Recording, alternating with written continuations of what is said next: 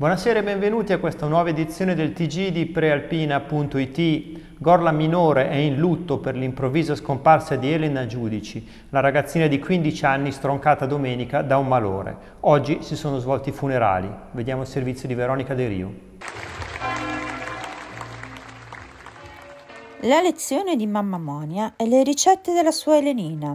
Sorrisi, amore, colori, musica e preghiere, ma soprattutto la gratitudine di aver avuto Elena ha superato il dolore della morte della 14enne stroncata da un infarto fulminante domenica pomeriggio 7 luglio. La ragazzina era nata con una malformazione congenita e aveva iniziato il percorso per il trapianto. Oggi, mercoledì 10 luglio, Gorla Minore si è fermata per abbracciare la famiglia Giudici, mamma Monia, papà Davide e il fratello maggiore Leo e dare l'ultimo saluto a Elenina.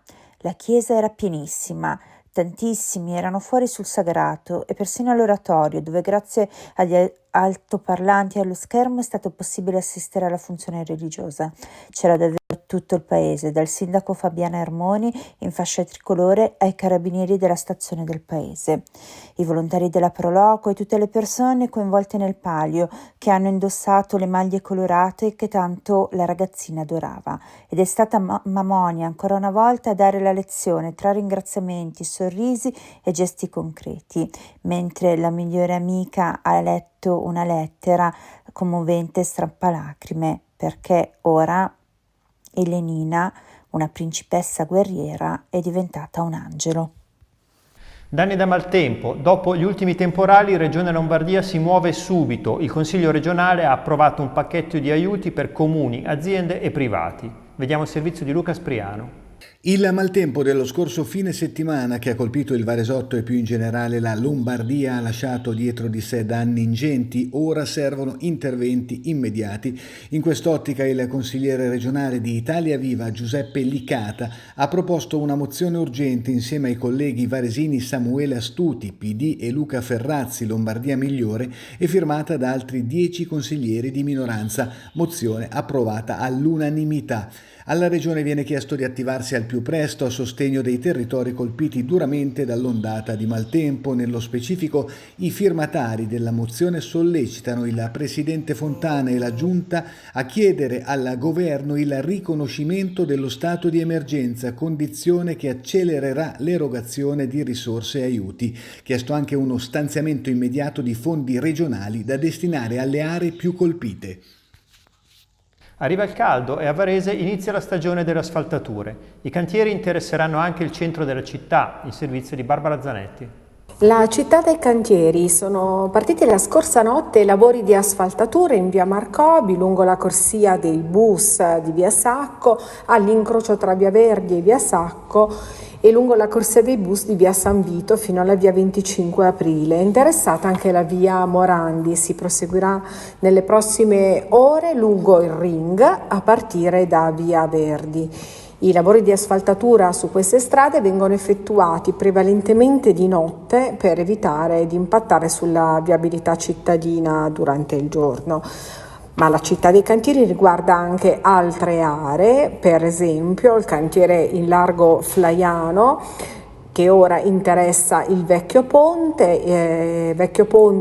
la cui circolazione è stata ridotta su un'unica corsia di transito per consentire appunto i lavori, e poco lontano dietro la caserma in via Pavesi per consentire altri lavori è stata chiusa appunto la strada che in futuro dovrebbe diventare forse sostitutiva del percorso per le auto in via Spinelli.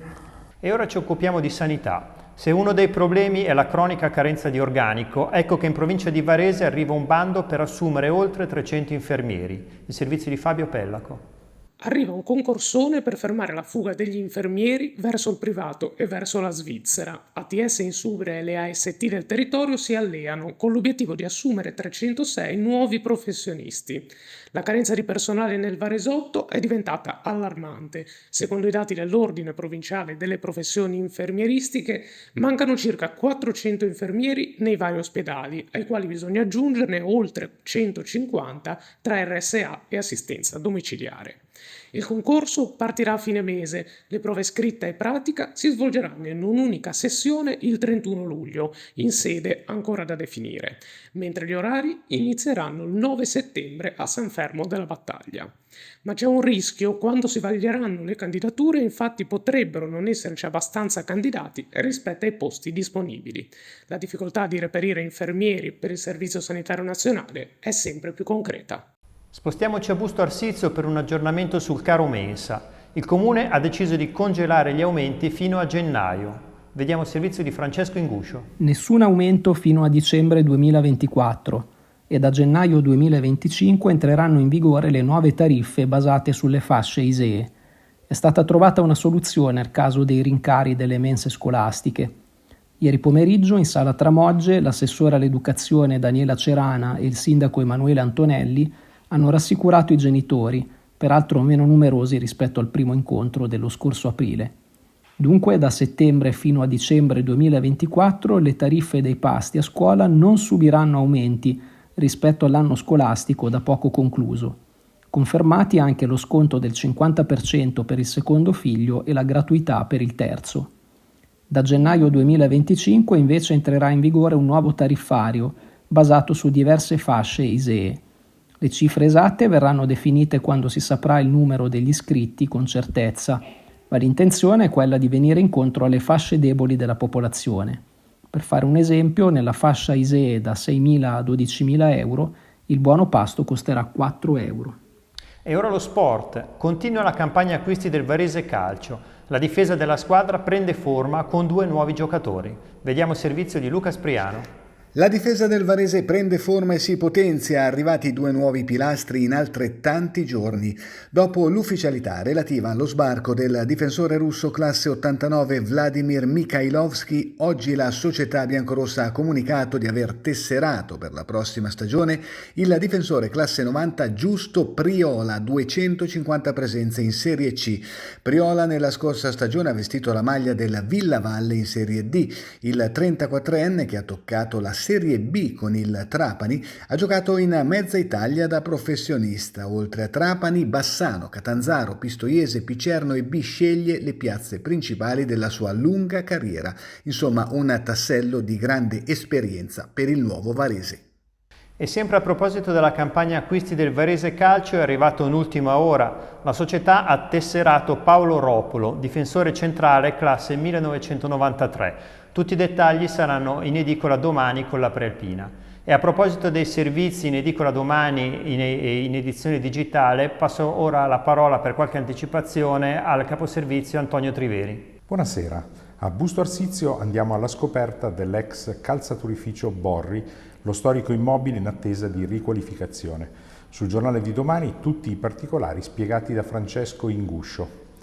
Nelle scuole della provincia di Varese si avvicina il momento del Diploma Day.